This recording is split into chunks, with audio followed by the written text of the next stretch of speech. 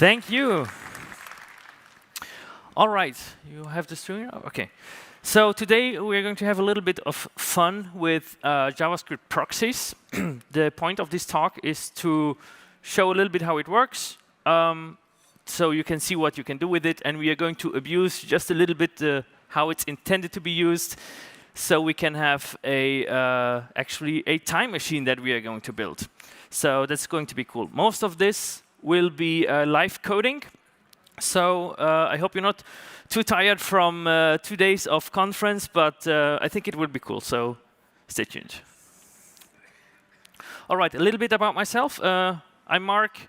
You can find me on X or on Twitter under this handle. I'm from Luxembourg. I'm tech lead at Talk Event Software, where we do B2B communication systems for banks and stuff. So if you are using a German bank, especially Sparkasse, it's a 50-50 chance that you have used one of the software that I wrote and written in Vue, which I love to code in Vue Next, and yeah, TypeScript. And yeah, I'm a student pilot. I'm currently in the process of getting my private pilot's license. You probably ask, why am I telling you this? Well, there's an unspoken rule. As a pilot, you always have to say that you're a pilot. It's a little bit like OCaml and Rust developers. All right, so what are proxies? You probably know network proxies or internet proxies, proxy servers, where you don't immediately send the request from your computer to a server, but it goes through a proxy server, which can block some requests, which can do some stuff with your request. And that's basically what JavaScript proxy also does. So here on the bottom, we have the proxy. And when we query something or we use this proxy, it actually requests this. For example, here, proxy.age. We set this value, so we set it to a so-called target. This target, you can imagine, it is just the regular object, the state of the current object, right? And when you retrieve data from this proxy, like console log, or when you use it anywhere in your code to display or something, it also gets it from this target. All right, and there is some magic here. So there's something that we can do with this.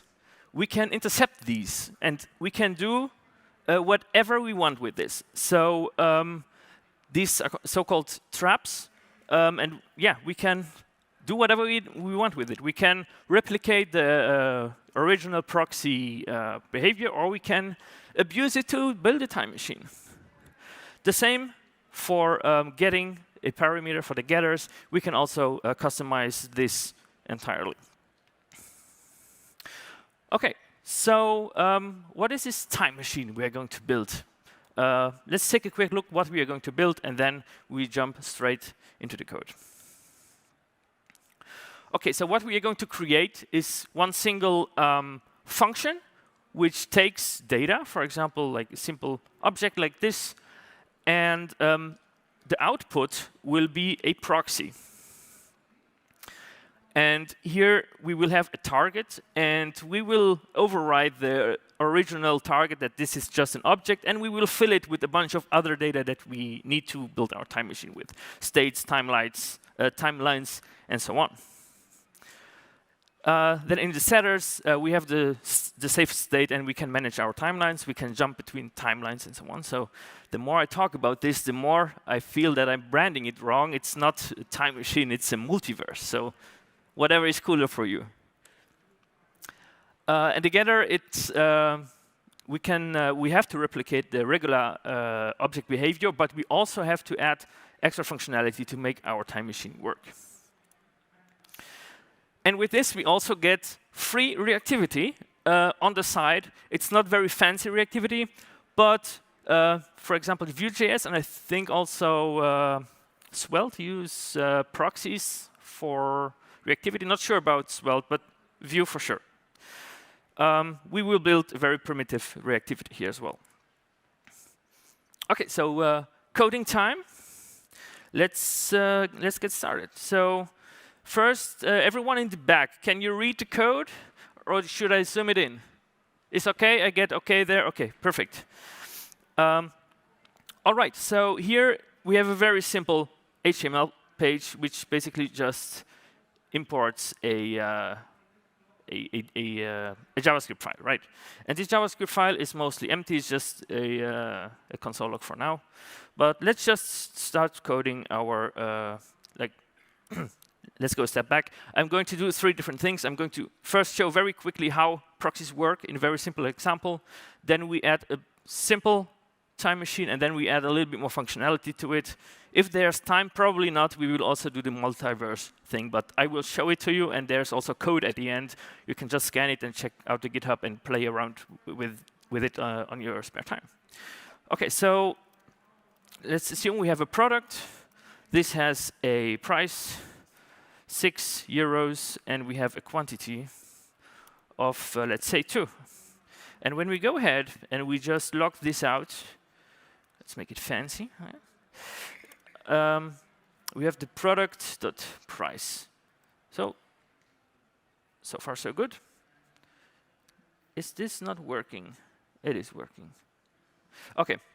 And when we change this price, for example, to 1,000, and then we log this again, we can see that this is the behavior that we're looking for, right? We change something, and it just changes. Cool. But how does this work with proxies now? So let's just create a new proxy with this syntax, just new proxy. We pass in as first parameter our object, so our product, and the second is going to be the handlers, the setters and getters that we're going to override. But for now, we just won't override anything, and we will see how this behaves. So we just replace product with proxy, and it works as expected. If we go here, product quantity, and we change this, and then we query it again, it works as expected. Cool. But let's break this first. So we can overwrite the getter like this. And when we save this, we can already see here on the right that we don't have a response anymore. So we would have to replicate this. So it's not the normal behavior that is just there and we build something on top. We just override the complete thing. So we also have to override the normal behavior. So here, if we would return any number, it would show it here. So we have to get this. So this getter, we get some things from this. So we have a target, and we have a property. And let's just log this out to see what it is. So the target, I told you, it's just an object, and this is exactly how you see this. It's just a regular object with the data, and when we change the data, we can also see it there. If we just go here and get the proxy, we can see something like this. This is a proxy object, but if we go to target here, we have this exact same object. So yeah, it's just the data that we have in the current state. OK, and when we go ahead and we let's just log something out here. So we get the property. So this is what happens. So get price, because we get it here twice. If we, for example, would be quantity, it would say get quantity. Cool. So what we can do with this is just we return, instead of this, the target at property. And it works again. So we have now the expected behavior again with our getter. Cool. Let's go ahead and code our setter. So now we just set this as empty. And as I told you, it's overriding the behavior. And now, as we override it, it doesn't work as expected anymore. So we have to replicate this. So here we get the target, the property, and also a value. So to what value we're going to set it. And here, it doesn't require a return. I think the default return is just return the Boolean if it worked or not. Let's just assume to have the code cleaner that it worked, and we're not going to return anything. But we can change the target at property, and we set it to value. And it works again. So this is pretty cool. this is the basic thing that we are going to use to do our to code up our time machine. All right, so let's go ahead to go to the second thing here. So let me just close this up. Here we have the second example, our demo. So here we have also proxy.js, which is empty. So let's just copy everything from the old one here. So we have it. And then let's take a look at this. So we have a field here, name. We can change this. We can already see that the name doesn't update here, but the age updates. The more age 30, back pain, health goes down. More older, health goes down. Maybe we'll go to a doctor, health goes up. Very good. Okay, so this is how this example works. And we have here the buttons with decrease, increase age. The name, maybe this is going to be important. We just set the name of the object, or of the object at the moment. And we have this forward, backward, so we can jump back and forwards in time. Cool. But all of this is not wired up, so if we try this, we get an error. Then we have an object here. And we have a bunch of, here is, we get data from our object, we write it into our DOM, and a bunch of functions to edit the data. Not very important, but you can see here, display state, display state, display state, display state. Not cool, and I told you we get free reactivity, so we will do that in a second. But for now, let's just go ahead and clean up this code, and we create our function. So create time machine, and we expect some data. And then we'll just copy all of this in here. This, we don't need it anymore. Product, we don't need it anymore. And we can immediately return our proxy. And the initializer is going to be the data that we pass here. OK, so now, let's refresh this. When we could just go ahead, we have our object here. Instead of doing this, you just go create time machine. And we're going to set this up like this. So we can already see there's stuff happening here. Get, because we read a couple of things. When we change our data here, we can see it still reads. This is because we write it in our, how was it called, display state. But we can also see that we are setting it. Why don't we have a setter? Didn't we have a, oh, we don't have a, good catch. So we have here setter, set. So when we change here, we can see that there's also the setter is going to be engaged. Cool. So we already wired this up. We have a proxy now. We work with the proxy. But I told you we can get free reactivity. Let's do this now. So instead of just calling this every time, let's just assume our second parameter. We just pass a callback here, display state, and we just delete it from here. Like, as such. And then we go into our time machine function here, and we just assume here an onUpdate function, and let's default it maybe to nothing. Oops. Okay, so when we set a value, we just tell our interface, let's update this, so we just call onUpdate, and let's see what happens. So it seems to be working. Also, this updates now. As you can see here, this didn't work before. This works now because we overrode the reactivity. Cool, so we are one step further. Now, what we want to do is we actually want to implement our time machine. So, is this the time that I have left or that I already spoke? That I have left, OK. We have to speed it up a little bit. Elian, are you good if I'm taking some more? OK, good, I have the OK. So we don't have to rush, that's important. OK, so what are we doing here for our time machine? We need an array of states. We're just going to save all the states changes. We save the entire array.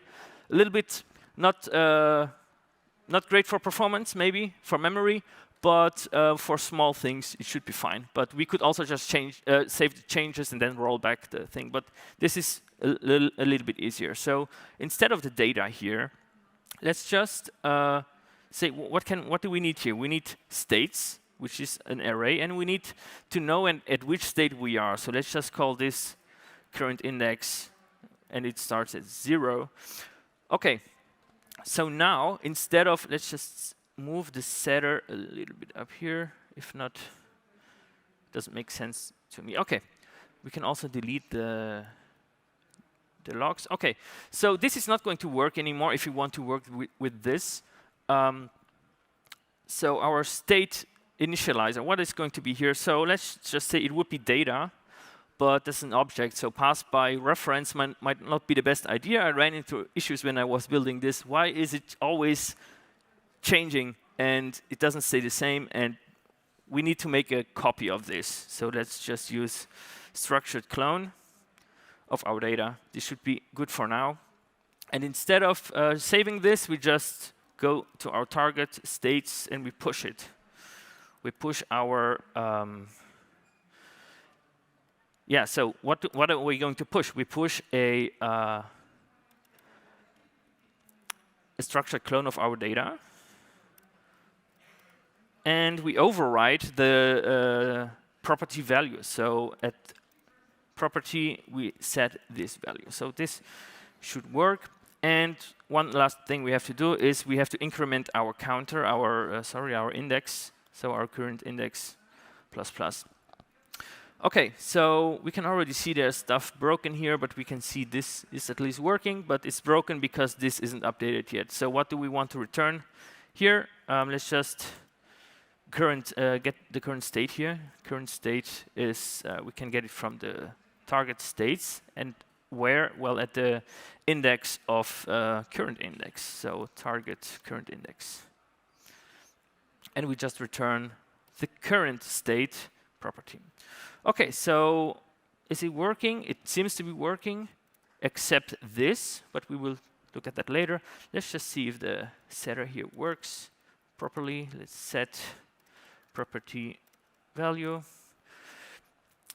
So it seems to be working fine. Also, this seems to be working fine. Okay, let's remove this. Cool.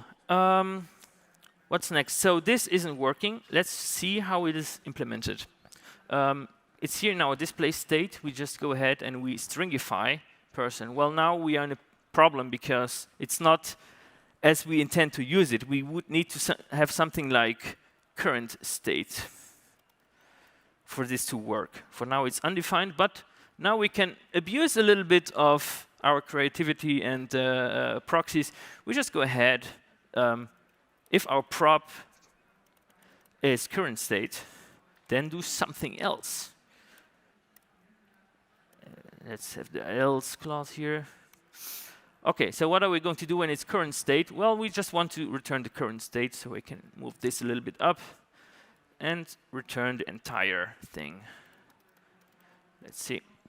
Okay, cool. So this seems to be working. Also, the text changes seem to be working. The health changes seem to be working. So okay, so far so good. All right, now we are set up to have our time machine, and let's just add some more functionality. So for the time machine, what do we need? Our forward and backwards function. So here we see it. Oh, sorry. It's just called person.forward and person.backward. It's probably forwards and backwards, but let's not get hung up on it. Okay, so we can do another one here. Else if we could also do switch, but I don't like switch. Don't add me. So if it's backward, what's missing here? Okay, and we have one with forward. And what do we want to do here? Well, we want to return a function. So now, well, we just return a function, right? Return a function. For now, we just leave it empty. But we can do whatever we want here. So this is already abusing a little bit of how proxies are probably intended to be used, but it works. So why not try it? So here we can go ahead and we can manipulate our current index. So we can here, when we go backwards, we just go minus minus, and when we go forward, we go plus plus. We don't have to forget to set our on to call our callback. So let's see if this works. So I go up here in the age. This goes down. Let's go backwards. Yeah, cool. So it goes actually backwards in all the states. When we go forward here, yeah, this doesn't work because I don't have rail guards here. But let's just say here at 30, we are not John Doe, we are John Doe. Then we go further, we change something here. So we go back.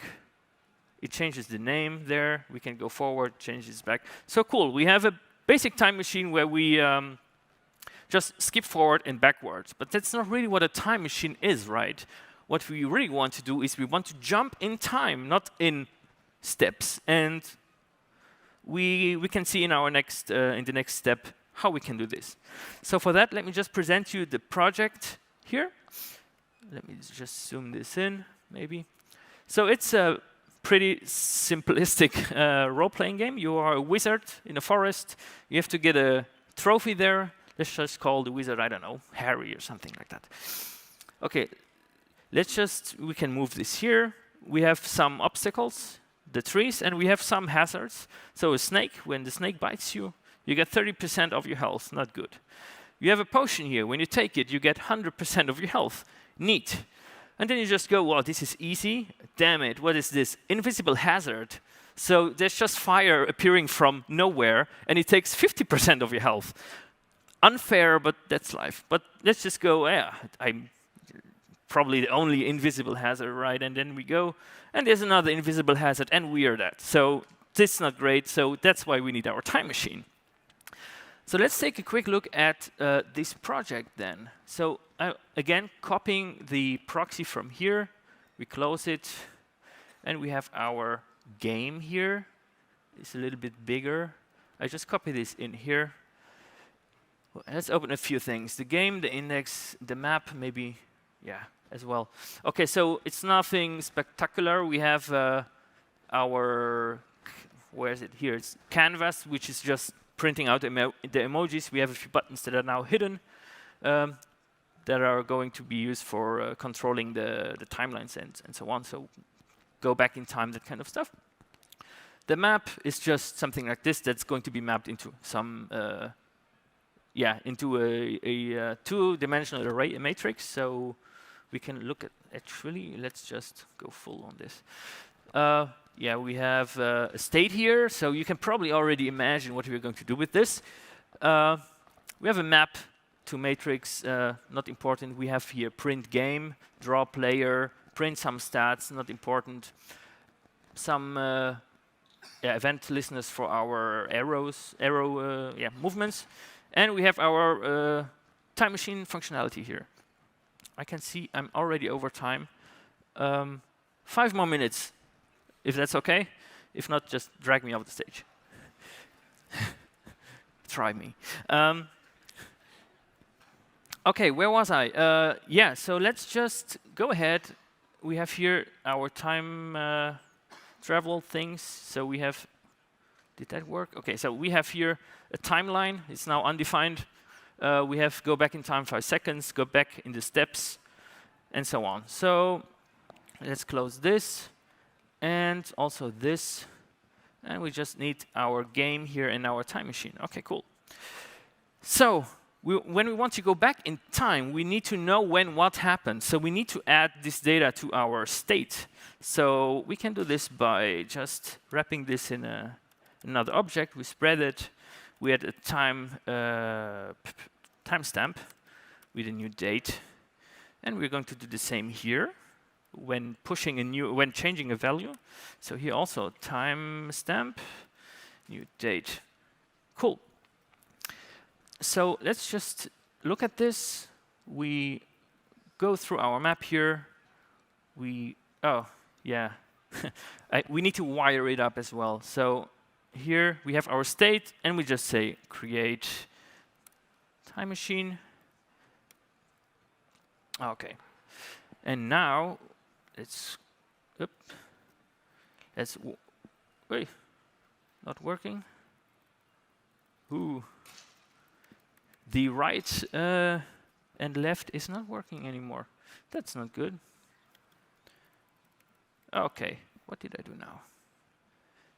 I practiced this a million times. It's not even an error there. Is it maybe the that we have to pass here our callback for reactivity? Let's just see. But why does it go up and not to the right? Okay, this is not good. Okay, what we are going to do is not fancy, but we're just going to reset this. And we go to the main branch to see the finished project. So, what I was going to do is the following. So, okay, this is the... Is this the full one? Yeah, okay, this is the full one with already the timelines. Let's ignore the timelines for now. So what we were going to do, here we have a back in time. What we just do here, we get a new target time. So we take away the seconds of the current date, so like 5 seconds, for example. We find the index, we slice up the array of states, we take those away from the arrays, and we just set a new index, so we just basically erase the history of that. And with the time machine, with the timelines thing, we have just one more layer of abstraction. Every time when we jump in time, a new timeline is created, so it's just also another array here. A new timeline is created, then we can jump between the timelines, and let's just, I hope this works now then. It's just not game there. Okay, this seems to be working, so cool. Here I can go to my, through my game. I get bitten by the snake, not so good. I get attacked by the invisible hazard, and then I can just go back 5 seconds. So you remember I was here, and now I'm here, and the fire isn't there yet, but I can go to the next timeline, or actually it's the previous timeline, but here's in reverse. So you can see here, DevWorld 1, this is the second timeline we created. We can go ahead from here and do stuff, so we can heal here. Oh, it's my, yeah, okay, I stepped into another fire, great. And the 5 seconds passed, so I can't go back. So it's not even easy with the time travel, but you see, we are here, we go back in time, and we can just skip through our timelines and go from there, create a new timeline, and just be a little bit Rick and Mortying the thing up. Rick and Morty fans, anyone? Oh, yes, okay. Okay, so this is it. Sorry for, yeah, please wrap it up now, I see. Okay, so I'm wrapping this up then.